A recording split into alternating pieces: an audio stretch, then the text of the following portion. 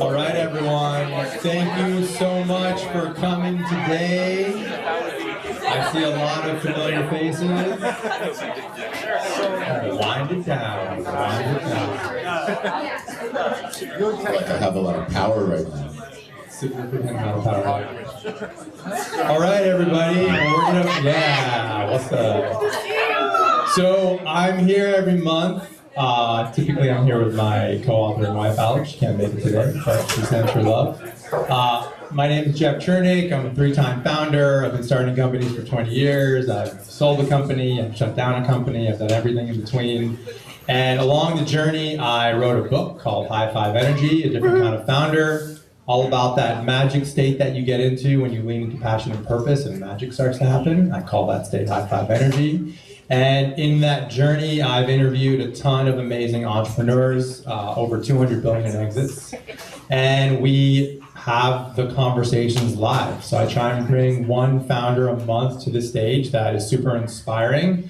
One note I'll get into, but I've since started my own founder collective all around the book called the H5E Energy Founder Collective, which we'll get into. So this is sort of like part of that programming as well as part of the podcast. So because I'm a homie of the kin, they get their start on Cafe Branding.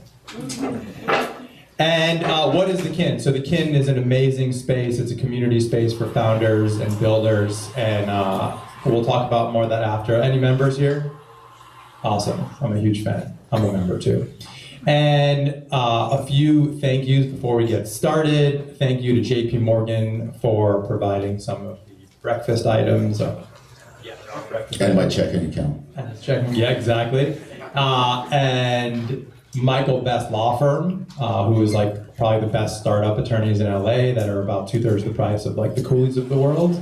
And Pilot, which is fractional accounting, same thing. You don't need a full-time accountant if you're a startup. So if you want any intros to those 3 vendors, just come up to me after. They're all amazing people and companies. And on that note, let's just can we dive in? Can we do this? Let's do this. So, question for you: when did you first find your entrepreneurial chops? Were you born an entrepreneur right out of the mommy's belly, or did you find it along the way? Tell me about the beginnings. Yeah. So I was actually born in Russia, and I don't think you're allowed to be born an entrepreneur in Russia. Back then, when I was in 1983, but. My family had amazing jobs back. We grew up in St. Petersburg. We moved to the U.S. when I was 8. Didn't know a word of English, neither did they. They gave up, they had master's degrees, big careers, gave up everything in pursuit for, a bigger life for me and my brother. We settled outside of D.C. in a town called Rockville, Maryland. And, and I saw my parents really start to hustle. Like my mom, literally her first job was a cashier at a grocery store after having a massive career, and my dad started being Russian. He became a guard at an ice skating rink, if you think of all things, and started repairing coffee machines. Kind of like really went back to what they could do without really having kind of the benefit of growing up in this country. And I started kind of getting the same thing. I started delivering newspapers, kind of odds and ends jobs, and then one day the local synagogue donated a computer to us. It was just like, I think it's in the Smithsonian now, not the exact one, but the same model, and it's this Osborne something, this big box, and everything was on 5 1/4 inch floppies. There was like, kind of very primitive, but not knowing a word of English, I didn't really have a lot of friends, and that became my best friend, right? So I quickly became a computer nerd, learned how to program using BASIC, played a lot of chess, a lot of Space Invaders, kind of started tinkering around, and then eventually, here's where it kind of made a turning point. I worked at a store called CompUSA. I don't know if you guys still remember that store. It's no longer in business, but one day, this guy, Tom Antian, walked in the store, and he had a number of questions.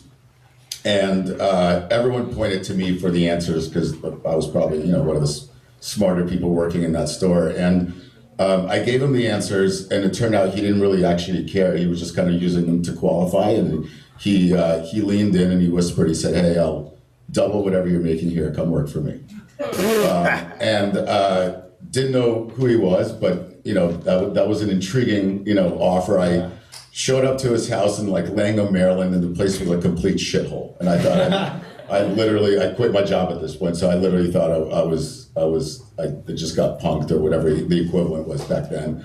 Turned out he was real though. He didn't really care about showing his money, but he was a public speaker, internet marketing coach, and he was looking kind of for like a right-hand man, somebody who could help him with the computer side of his like business, the internet computer guy. And then he asked me one question, and I think that became the turning point. He said, "Look, I can hire you as an employee, or I can help you start your own company, and I'll be one of your clients, and I'll teach you how to run a business." I was like 15 at this point, like 16 years old. 16, yeah. And of course, I mean, I took the green pill or whatever, the blue pill, yeah. And the rest was history. Really, he was one of my clients at first, one of the bigger ones, and then kind of being a computer nerd, people started asking me for, "Hey, can you build me a website? Can you build me a website?" I didn't know how to build websites, but I saw an opportunity. I knew I could have more clients, so I ended up hiring a buddy that was a designer, a friend that was a programmer, and then started a web design company. This was in kind of 1999, right? At the kind of boom of the internet businesses going online. So that was kind of the start of the beginning, I would say. I had my first company in high school, and it did well. And I continued running it through college, and then right after college, I went to college in Florida. Right after college, I decided to move to LA. This was around 2006, and then I said, let me kind of fully focus on it, and I grew that business to a pretty substantial business. So from high school, did it feel different because you were in high school, you were working on this startup on the side, and everyone else is just drinking out of red cups in the backyards of people's houses? Completely, yeah. Very, very different. I still remember the school newspaper wrote kind of an article about us, and but it didn't because growing up, in Russia especially, no one teaches you that, hey, one day you could have your own business. Those words never came out of my parents' mouth.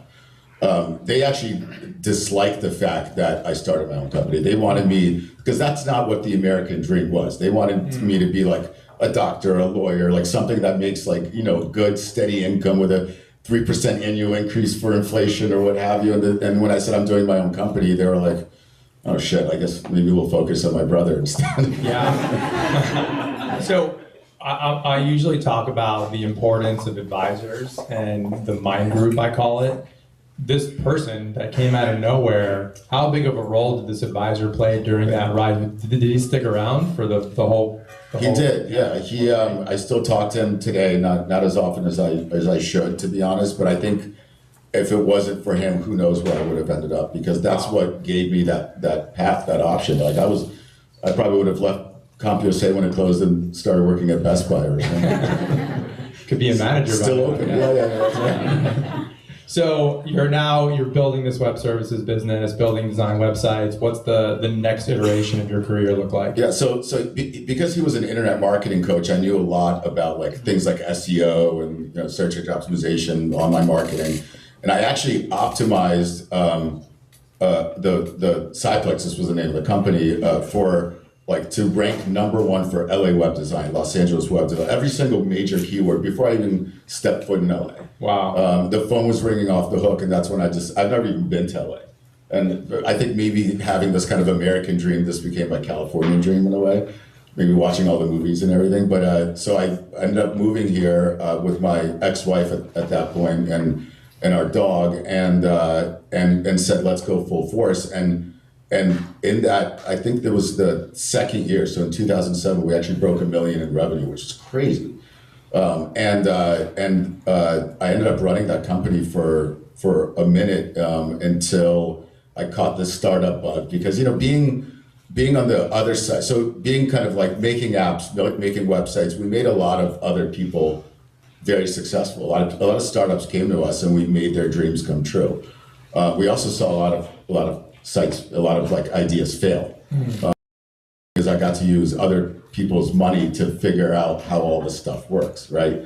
So at a certain point, 3,000 projects later, everything started to kind of almost look like the Matrix to me, where it just didn't matter what business I worked on. I kind of knew the formulas and the patterns of what works and what doesn't, especially when consumer-facing products, right? I knew what color to make a button on an app, or like how to make the onboarding flow work properly so you get people converted the highest. I knew how to drive traffic in, and all the way to conversion into like a successful business. So at a certain point, I said, you know what, we're doing this for other people. We're making them very successful.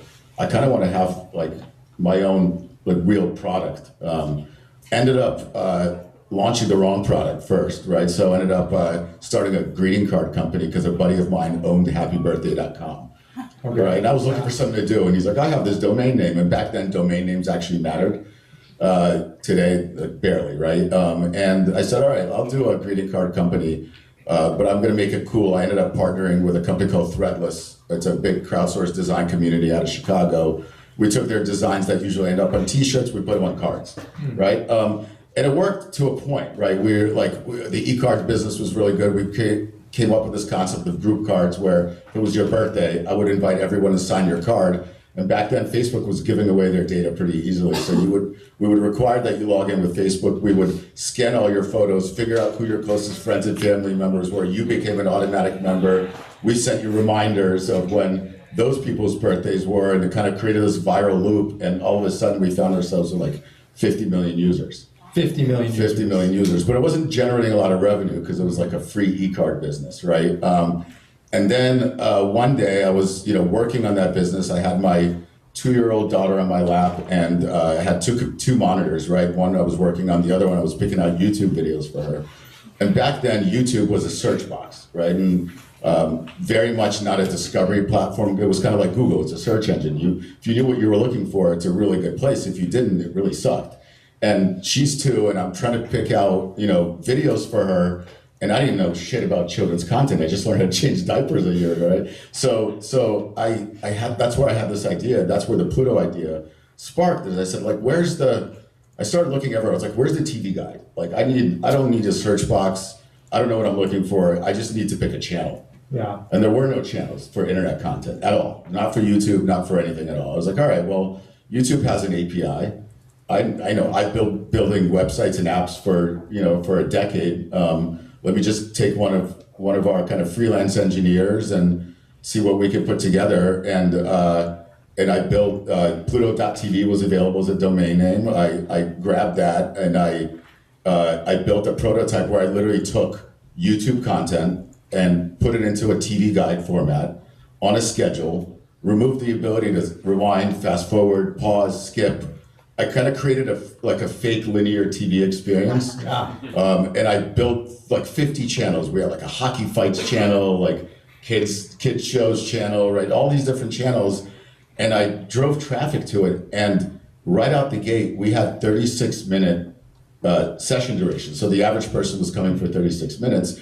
And YouTube back then was putting their stats publicly. Their average person was coming for 3.5 minutes. So using the exact same content, just recreating the UI, we like 11, 12x YouTube's numbers. And then that's really when the idea sparked, and I said, hey, I gotta sell this greeting card business because this thing could be much bigger. I started showing it around town and got the interest of a bunch of investors, and actually convinced Tom Ryan, who was the CEO of Threadless that we partnered with for the greeting card company, who was moving down to LA to partner with me, and that's how we kicked off Pluto. And we had no idea what it was going to turn out to be. What ended up happening to the greeting card business? Were you able to sell it? We did, but it was mostly like a stock exit. So the investors we only raised like $400,000, so it wasn't like a massive capital raise. So I think they were somewhat like okay. It was like a soft landing, if you will.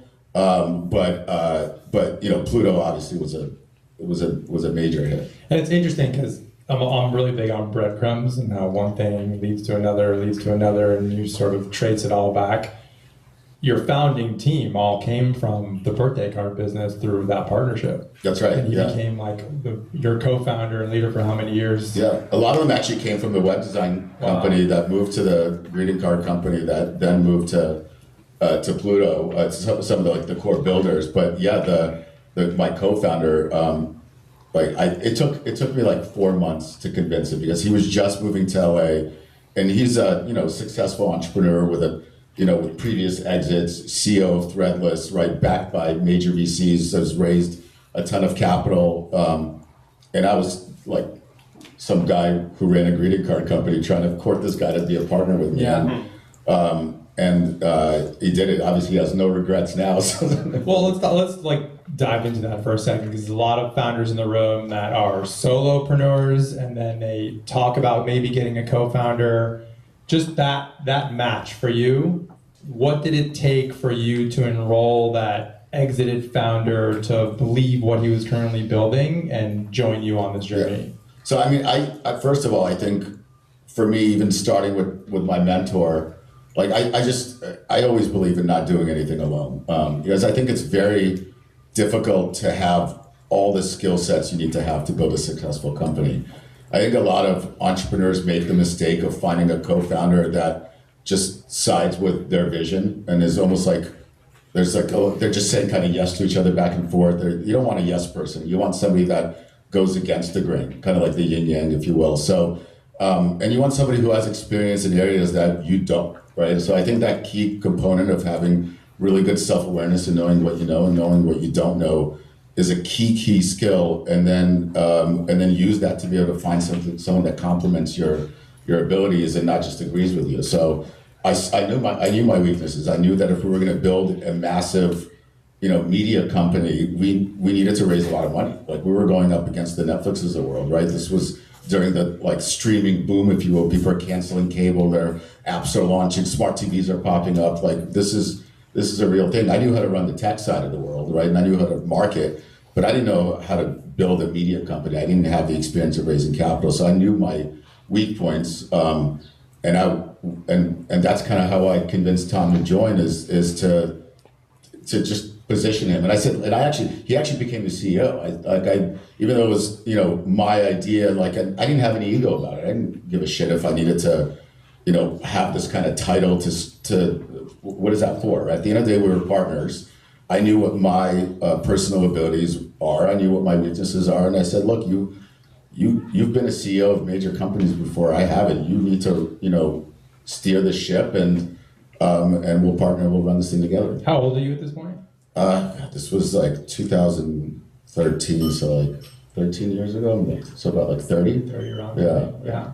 So at this point, you've really just created like a really smart interface of existing content. You weren't building anything yourself as far as content. You're just like a really new distribution platform for existing content on the internet. How did it evolve from that original idea for the next year or 2 years? Yeah, so what worked really well is we were free, right?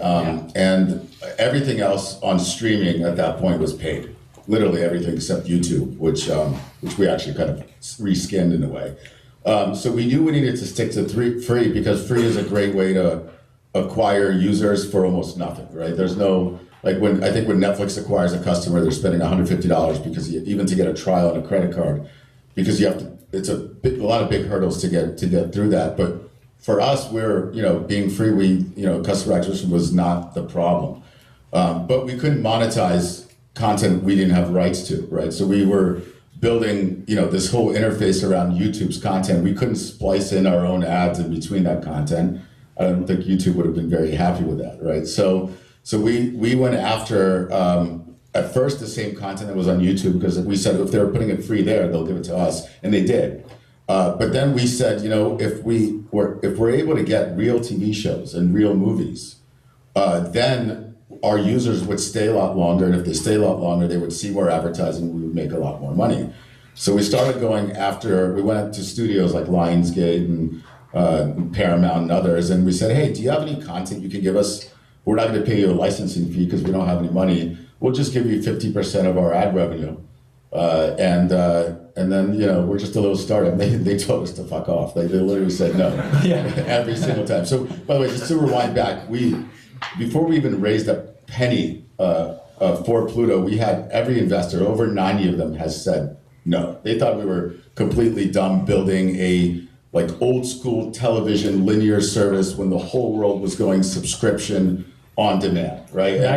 About 90 investors said no. Yeah, maybe even more. Like, and it's like getting rejected over and over and over, like is not easy. And that was like, I've never went through that before. Like, could anyone relate to that? Yeah, founders. Yeah, it was, but we knew like the data was always there, right? Like it wasn't even like our belief. Like the belief was more initially, right? And then the data proved that it worked, right? And I actually remember we finally got an investment from US VP, US Venture Partners, and that was because of Tom, right? So bringing the right partner in, because US VP backed Threadless or Tom in the past. And you know, I remember going to lunch with him before he made the investment. He goes, you know, everyone I talked to, they said this is a dumb idea. No one wants to use this. I said, yeah, no, because you're you know, a wealthy investor. You're not out there seeking a free ad-supported streaming service. You're not the customer. Look at our data, right? And I think that made them believe that at the end of the day, like they're not actually the consumer, right? So they have to be really objective about it. And they made a bet, and I still think to this day they made a bet mostly on Tom, right? Because he was like a previously, you know, successful founder, and but we made it work. We finally we convinced, I think it was Lionsgate first, to give us some of their really old, crappy content that was like on the shelf. It was no longer on TV. It was no longer in streaming. It wasn't like it wasn't on anywhere, right? We said, just give us that. Like, it's not making. Just give us that on a rev share basis. And they gave it to us, and the checks to them, their 50% cut became bigger and bigger and bigger. And the newer content they gave us, the bigger the checks became, right? Because people watch longer. And then we used that as leverage to go around to other studios and started closing those deals. But like I said, it was there were so many points where even after raising a bunch of money, our bank account was like maybe like a couple $1,000s left. It was, you know, and I didn't even have personal money to put into this company, so I was kind of stuck. There were a lot of times where we thought it wasn't going to happen. What do you think got you through those moments? Did you take it personally? Did you ride the wave of the company? And, you know, do you have any tips and tricks on how to separate yourself from that roller coaster? Yeah, that's a good question. I mean, I became a workaholic. Like I was like the first one in, last one out of the office. There was like, I mean, I had kids at this point and a wife, which, you know, I had no longer after this company. You know, so it went through a lot of, it definitely, people always like, I listened to a lot of like podcasts or, you know, on work-life balance. I couldn't figure it out. There was no work-life balance. There was like over 70 employees depending on me. There were a ton of investors depending on me. My family was depending on me. There were like, when you have that many people, you know, like making sure you don't fail and you don't fuck up, you don't really, I didn't know how to like disconnect and say, okay, now I'm gonna go home and turn off my brain and just, you know, like, well, let's watch a movie and have dinner. Yeah. It was, you know, very, very challenging. Even to the day we sold the company, we weren't even trying to sell the company. We went into, at that point it was Viacom, and we wanted to license their content. And the CFO was in the room. And that was very strange because in all of the business deals we've ever done, we never had the CFO of any company in the room. And we said, hey, we want to license your content. He goes, we're not giving you our content. And we go, well, why are we here? They go, we want to buy your company. And holy shit, the feeling that like, I can't even explain it. Like I almost like cried on the spot, but I didn't want to like give him leverage. So I was like, oh, what do you mean? How much? You know what I mean? Yeah. Trying to act all tough, but inside I could like all those kind of like sweat and tears and hard work, like finally, like holy shit, this is like a real moment. This is everything I've been working for. How many years into the journey is that? It was five years into the journey. Tough. 5 insanely tough. Like probably took 5 years off my life during those 5 years. Yeah. And more, you know, like it was. People were like, "How many hours did you work?" I'm like, who the fuck knows? Like every hour. every waking hour. There was like, even like my Instagram handle, like Ilya Never Sleeps, is because I literally, I would go to sleep. That's your Instagram handle. I would go to sleep with a problem, and I would wake up with like ideas because I dreamt of, like I felt like I worked in my sleep. It was crazy. I think it was a problem. Like, would you have changed anything about it looking back? Oof, that's a tough question. I mean, obviously, like, I think I know I didn't spend the right amount of time with my family. I missed a lot of my like kids' younger kind of growing up years. I mean, I was there, but I wasn't there. But on the flip side, looking back, you know, it created generational wealth.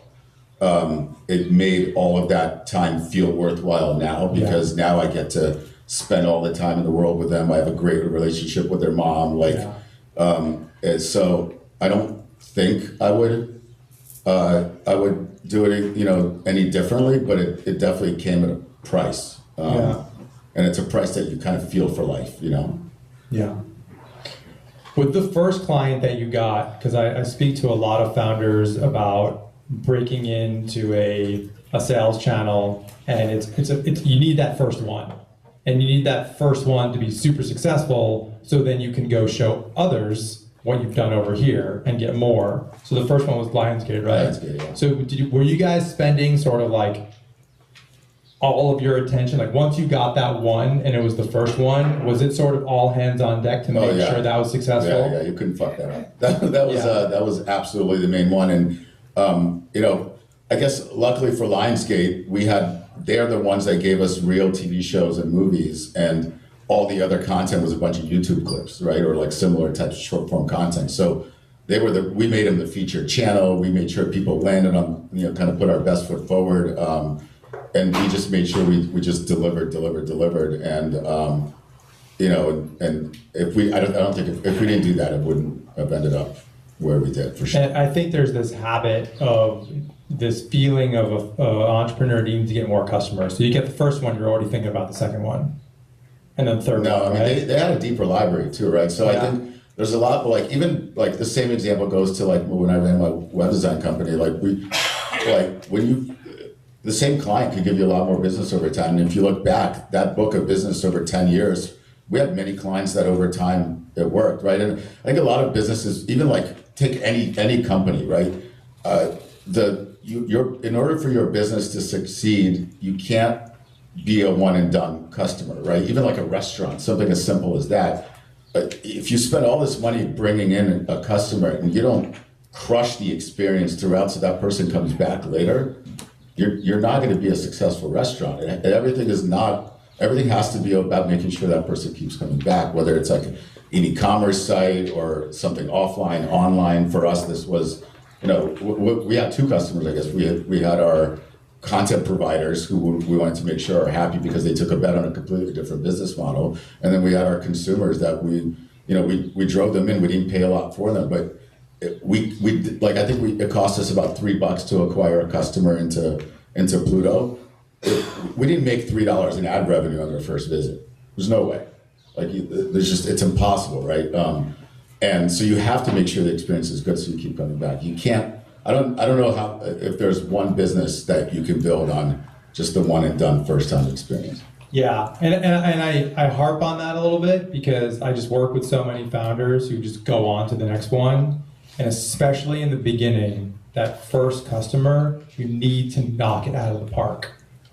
Like do everything possible to make it a success. Because if they're successful, they will be your biggest spokesperson for the next client. And then you do the same thing and you do the next client. So just don't spread yourself too thin, sort of go all in. And we by the way, on the web design company, we could have made that mistake easily because our phone was ringing 20 times a day off the hook because we were ranked #1 for LA web design. So if we just kept taking new business and kind of not really nurturing the relationships from our existing clients, I don't think we would have built what we built. It's our business quickly shifted to referrals, and the referral business became so much better than the kind of new leads coming in. They're just stronger. They come with a kind of a different expectation, and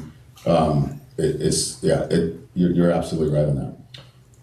So Viacom, was that a smooth transaction? Did it go as quickly and Is there such a thing? They paid $340 million for it. Yeah, a little bit over that. A little over that. I think it was.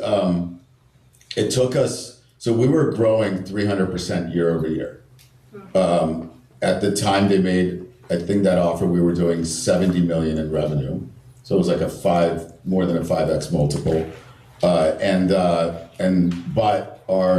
If we followed the same numbers, next year would have looked a lot better than 70 million. I think it was like over 200 million was our forecast. So if we like Pluto today is doing over $1 billion in revenue, just to put things in perspective. When we sold it was 70. Wow. And we were going down that path, I think with or without Viacom, but we definitely reached a point where we needed to raise a lot of money, right? Because we now, we were first, we created the whole FAST category, the whole ad-supported streaming, but then Amazon came in and they said, hey, we want to acquire your company, and they didn't. They left, disappeared, and then 6 months later launched a competitor. Roku, who was one of our top partners, launched Roku channels, which became a competitor. And then, so like all these other FAST services started to come up. And we were first, and we out-executed everyone, so we were by far in the lead. But we now got to a point where we're up against companies with really deep pockets. And they didn't need a rev share deal from Lionsgate. They're just gonna go and acquire the best content out there and spend more money on it than we even ever had in our bank account, right? So we were at a kind of like this inflection point of where we either needed to find a partner, which we weren't even looking to sell at all, or we needed to go. We were actually gearing up to go raise a big round, or at least try. But that was knowing all the failures we went through before in raising capital. We knew it was going to be a tough journey. So when that offer landed, it took like 6 months to close, right? Because you have to go through their due diligence process, which is like a proctology exam for those that don't know, it's not enjoyable. And then we had to go through like government approval for antitrust and all that stuff. But during those 6 months, our company was growing, right? Yeah. So and then they started kind of like playing around with us. They're like, oh, like we might acquire Tubi. I'm like, oh God. And they're like, and at that point, we weren't even raising capital, so we were kind of like all in on this idea. And we were at a point where others could, if they wanted to compete, could, because we weren't out there acquiring content at the same level. But we kind of held our ground. We had a little leverage because our revenue kept going up. Obviously, they had leverage because they're the ones offering the buyout. And it ended up closing, I think, 6 months later. This was like January of 2019, the money hit the account. It's crazy. Round of applause. And then you retired and you never worked again, right? And I bought a Ferrari. Yeah. You bought a Ferrari. Actually, funny story, I went to the first thing, because I never owned anything nice, and I was always like, my dad and I were always like car people. I went to and I bought like a used, like entry-level Ferrari. Because I'm like, I grew up being frugal. And I end up going to the dealership. I've never been in a Ferrari, never driven a Ferrari. I bought this car, I get in, and I have no idea how to put it in drive. There's no drive button, there's nothing. And I kid you not, I went on YouTube, and I sat there, and I go, how do you put a Ferrari in drive? Like, how do you be rich? It was, I was just hoping, I was like so embarrassed. I was hoping the dealer wouldn't come down and see all this happening. It only works with the paddles. Like there's no gear. Like it's kind of crazy. Yeah. Anyway, sorry. How do you think it? I mean, if you know, but for your parents to witness all of this as Russian immigrants that came here with sort of nothing, with these entry-level jobs, what was it like for them to see their son? Were they finally proud of you? Or they were still rooting for the other son, trying to be like, I ended up hiring my brother, so there you go. Tables turned. They were the first call I made, and I told them, I was like, first thing I said, you guys are retired. Like, you put like all this work for me, for my brother, and I know you didn't really believe in it. I know, I wasn't like a great student. Like they literally thought I was like, the runt of the family.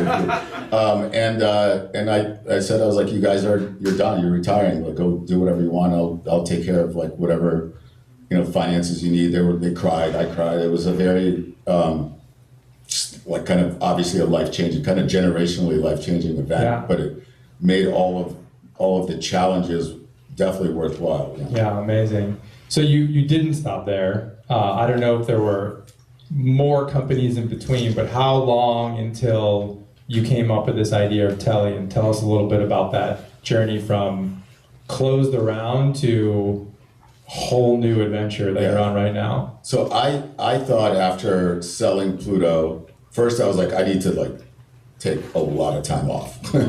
I literally just worked nonstop. I said, let me focus on my family, let me go travel, see the world. Like I'm now like I just went through a divorce, sold a company. It was like there was a lot of things happened. I was like, I need to focus on myself for a bit, which I don't think I've never done that before. And so I took about a year off. I realized I hated being an investor. I've been building companies for 20 years. I didn't know shit about investing. I didn't know what an IRR was. Like people were like, oh, what kind of IRR? I'm like, what? I literally have never looked at a deal before because I'm a builder, right? I know how to build. So I gave a couple, good firms my capital, and I said, you guys invest. I don't even care. Well, I don't know what I own. Like I'm the kind of person, if you tell me what stock I own, I'm going to refresh it every 15 minutes. So I don't know what I have. I'll get a call once in a while. Hey, like you owned a hotel, we sold it. I'm like, oh, okay. Which is kind of cool. But for me, I took time off, and then I found myself to be bored. And I don't know if it was like all those years of working nonstop, but I was like, man, it's like winning a championship and then retiring right after winning a championship. I felt like everyone's like, what are you doing next? Investors were calling me, right? People I've worked with in the past were calling me. Everyone's like, what are you going to work on next? And I realized I actually had, I now have a huge advantage. And people always say like money makes more money. It's because like once you have a success, a lot of people want to back you, right? So I ended up meeting this guy, Shervin Pishabar. I don't know if you guys know who Shervin is. He's a VC who actually passed on Pluto. He's had over 100 exits. He led the Series B for Uber, owned I think 8% of the company, was on their board, made a lot of money, made a lot of people around him a lot of money, was very kind of well regarded. And this is kind of like my Tom Ryan partnership. I said, now if I'm going to build something, like if Pluto was my PayPal, whatever I do next is my Tesla, right? So I need now a partner that I could build a Tesla with, right? And Tom at that point joined Paramount as CEO of streaming and kind of took this corporate life, which was offered to me. Paramount gave me a 2-year, multi-million-dollar contract to stay on board, and I lasted 7 months. I couldn't do it. It wasn't entrepreneurial. And this is kind of the reason why big companies get disrupted, is because there's so much politics. You have to understand, in a big company, people everyone is only looking out for themselves. Every employee is making sure they don't get fired, right? And when every employee is looking out for themselves and making sure they don't get fired, there's no innovation, there's no risk taking. There's adverse risk, right? They're completely, I think entrepreneurs by nature have a high risk tolerance.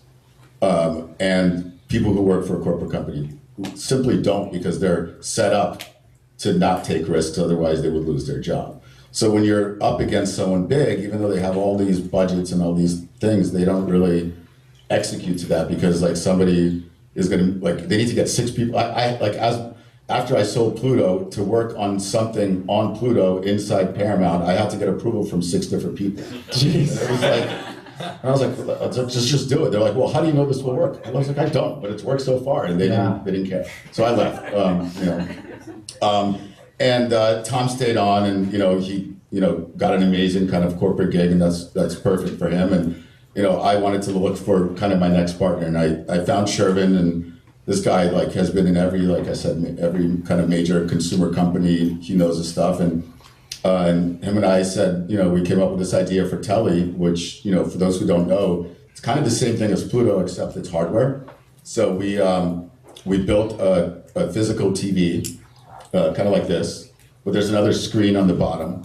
It's 1/3 of that screen put on the bottom, so it's got 2 screens, Bose soundbar in the middle, and there's an ad on the bottom screen that runs the whole time.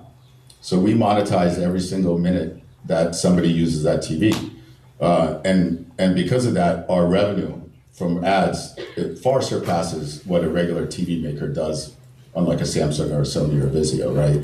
And we give it away for free in the same way, because we, free is not, I think you even said this, free is not a way to get like a cheap product made, or it's a distribution strategy, right? It's a way for us, we've got like 1.2 million people on our wait list, 5,000 people signing up every day.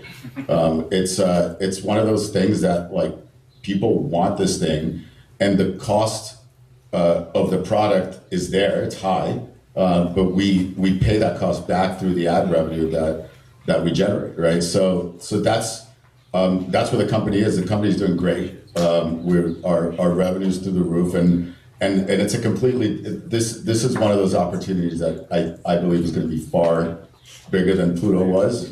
We've been at it for only 3 years, and it's already a company that's much bigger than it was even at the end. Wow. So is it like a stock ticker sort of advertising, or is it just sort of like stats? Yeah, like so there's imagine this kind of like the windshield to your car. Yeah. And the bottom screen is like your dash. So it's got your, like in a car would be your speedometer, your navigation, your radio. For us, it's like news, weather, stocks, and an ad, right? And it's a very unique experience, and it's not there just for, like, we live in a kind of like almost like an ADD world. Most people that watch TV have their phones on them or their laptops on them. They're looking for other information. They're browsing Netflix. They're looking at Rotten Tomato reviews of what they're going to watch. They're checking. They're getting an alert on their phone. They're seeing what the news alert was. Like they're looking at their favorite sports team, right? We put all those things right there front and center so you can see it while you're watching something. So think of it kind of like a jumbotron in your living room. And so it's a very useful product. Consumers love it, but it also allows us to monetize in a way that's just far greater than what you could experience in a regular kind of single screen, single dimension device. So you come up with this idea, and so we're sort of like skipping the part. Like, what was the first few customers for that? You have this. You guys went and built the hardware, or were you selling the idea beforehand? We built the hardware, and I don't know shit about building TVs. By the way, like fun fact, I don't even watch TV. Like barely any. Ask my girlfriend. I barely watch television. If my pastime is not watching TV, and somehow I ended up being a TV guy.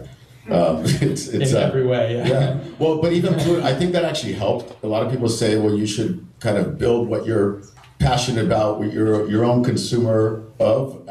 I didn't. I saw a problem and I built a solution, and it made me very objective. And I always looked at data, and I never had my own bias, right? I remember even during Pluto days, like my team kept wanting to redesign the TV guide. Like they're like, let's get rid of it. Like, there could be a new way of navigating. And I'm like, well, if we have to train someone how to use a TV, we kind of fucked up, right? So just the data always says that it works. They kind of stay to the kind of tried and true. So I know that the same thing happened with Telly. I was like, oh God, I guess I'm gonna build a piece of hardware now. And like I said, I don't know anything about building hardware, but I had the kind of benefits of coming off an exit, right? And when it came to recruiting the right team, that's when kind of those benefits really started to kind of shine, if you will.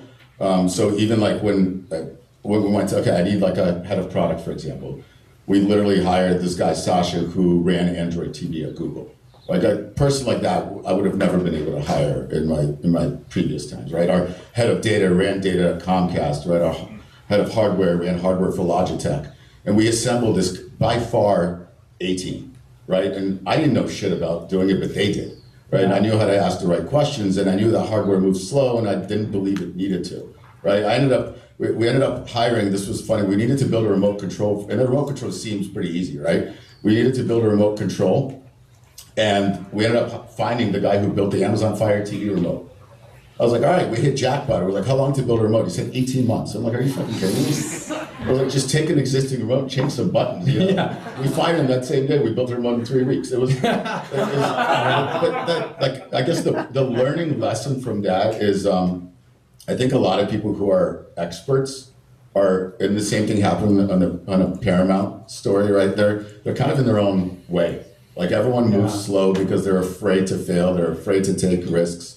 They're deliberately kind of pacing themselves to make sure that they keep their job, to be honest, right? And I think this is why we're able to disrupt a massive, you know, kind of $1 trillion category that we're now in between advertising and TV, and we're not really people that know how to build this stuff. Yeah, which is sort of your superpower in a way. I guess. Yeah, I guess we'll see. Yeah, TBD. Yeah. So what are you, and how are you thinking about the economy right now with entrepreneurs entering this world? AI is, I think, personally, I think it's an incredible blessing, but it's also a little bit of a curse, especially for product people, because they're just like, my friends who are coders and are really into product are constantly building. They're constantly building more features. I call it pocket coding. Like they're coding with their thumb in their pocket, like at dinner. It's nonstop because it's constant innovation all the time. Whereas like you need to get it out the door, you need to get people to pay for this thing that you're innovating on. How are you seeing the world right now as far as entrepreneurship goes, and what's your relationship with AI? I mean that's a really good question. I mean, if I was starting a company today, I'd be kind of stuck in this mind vortex of trying to figure out what to do. I think I'm a product person, so I think the cool thing about like kind of what you said, you can build stuff without any engineers. So the whole idea for Pluto of putting a TV guide on top of YouTube content, back then I needed to hire an engineer. Today I don't, right? So I would probably start cooking up a bunch of different ideas, vibe coding, kind of just driving the product to where I want to go, and I don't need to fight with engineers anymore because I'm just going to get what I want, right? But at the end of the day, there's also the flip challenge of that is now you're up against hundreds of thousands of people that are doing the same thing. So back then, people always said, oh, when you have an idea, there's 7 other people that have the same idea at the same time. Now I think it's 7,000 people that have the same idea. Who are building it also. Yeah. Because it's so easy to attain it. So like, I think the whole AI path I would definitely pursue, but I would also probably like hedge my ideas with maybe something more. I kind of like the physical product space. Investors always said hardware is hard, right? And we got the same thing for Telly. We had a lot of people rejecting us because they're like, oh, hardware is hard. Now a lot of those VCs, because of AI, are investing in hardware, right? Because it's almost like AI proof, right? So I would use AI to figure out how to shortcut physical goods. I think personally, that's what I would do. But if you're down the path with something AI related, I would continue down it because it's definitely what the world is going to be in the future.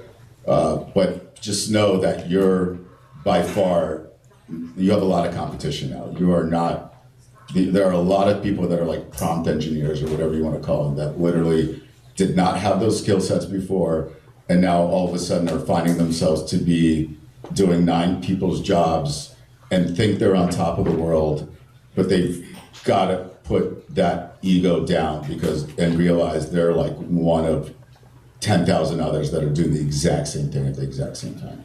What about the relationship to work? So you had the Pluto TV experience of like the hardcore 24/7, literally working in your dreams.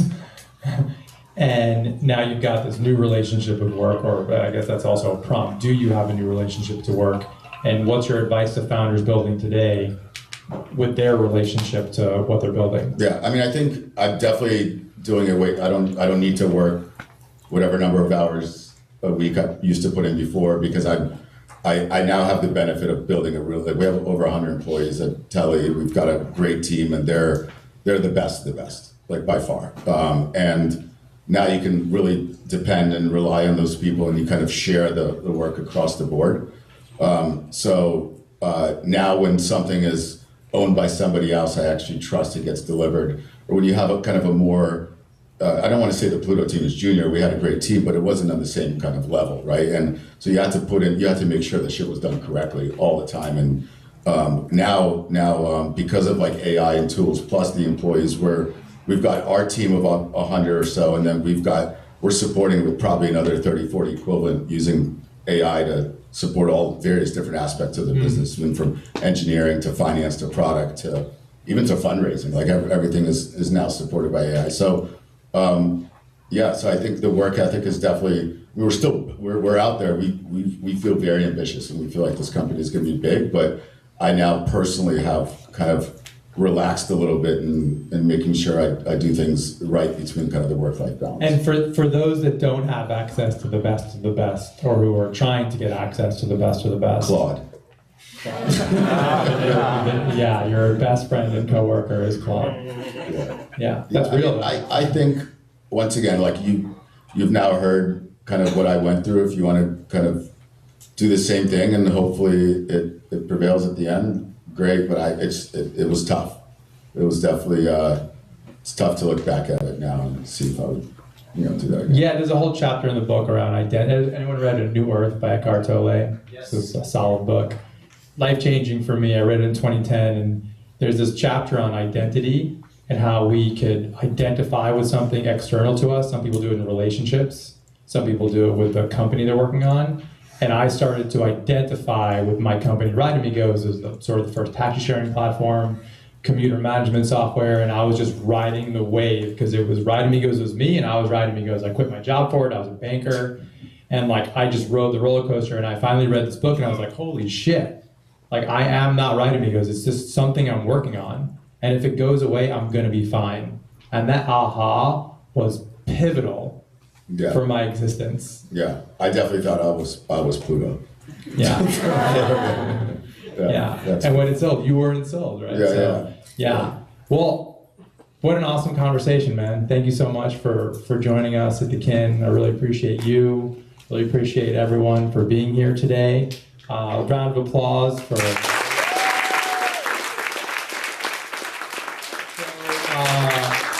What am I working on? So, I've been doing this since November of 2024. The book did really well. And I have just found that other than YPO, Founders Club, Hampton, all minimum revenue of $3 million a year, there's not really a community for founders that you can be in a WhatsApp group with, ask questions, weekly programming. So I started my own. With my wife, Alex. It's called the H5E Energy Founder Collective. We started in May. We've already got now 78 founders as of this morning. So 78 founders since May. So I feel like it's product market fit because the vibration in this room is really strong. It's mostly LA. We do 4 things together every month. This is August so we do a podcast here. Then we host an all hands in person after this. So I'm gonna kick you out at 11. We gotta get people out of here. I do a fireside with one of the founders from the book. So the average exit of the founder in my book is $3 billion. So did I raise that average?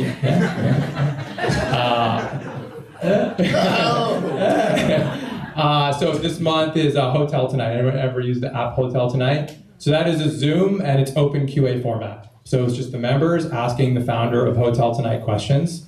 The next one is usually a fundraising Zoom. I'm spicing it up. We partnered with the Female Investors Club. So we've got partners from Grit, Mucker, and Alpha Edison, and they're choosing 6 pitches from our group, and we're going to do a live pitch, sort of like a demo day. We're going to be doing that every month. And then we do a virtual all hands, and that's people in New York and Austin. So it's a pretty epic group. I'm pricing it to be very affordable. It's $100 a month. You can cancel anytime.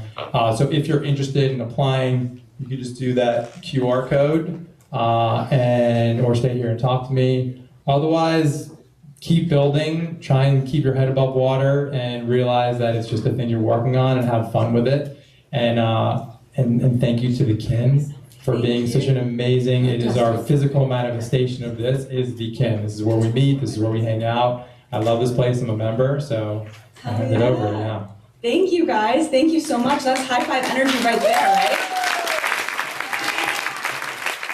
Why don't we all give each other a high five? Give someone around you a high five. Let's do it. High five energy up in this room. Let's go. High five. Yes. Okay. So how many people in this room are founders? Oh, it's the right audience. Is everyone a founder in here? Damn. All right. If anyone doesn't know me, I am Leia. I am the membership manager here at the KIN. I am so grateful every day to step foot in a hub of change makers, thought leaders, mission-driven founders. If any of you want to share with us what you're working on, I would love to hear from you. I can't hear from all of you today, so I have a barcode to share. There's a barcode out front. I'm in a bright pink shirt. I think I'm the only one in a bright pink shirt, so I will stick around right here. So if anybody wants to come up to me, ask any questions about the KIN, about how we support entrepreneurs, we have an abundance of programming to check out. So let's chat. Everybody have a great day. We're going to turn over the space for members in about 30 minutes, so feel free to mix, mingle, ask questions, and let's have a great day. Because it's a great day to have a great day. Let's Also, go! if you join the collective, you get a free month at the KIN. If you want a free TV, Telly.com for a free TV. Yeah, free TV. We got those too. We all like a deal. Thank you guys.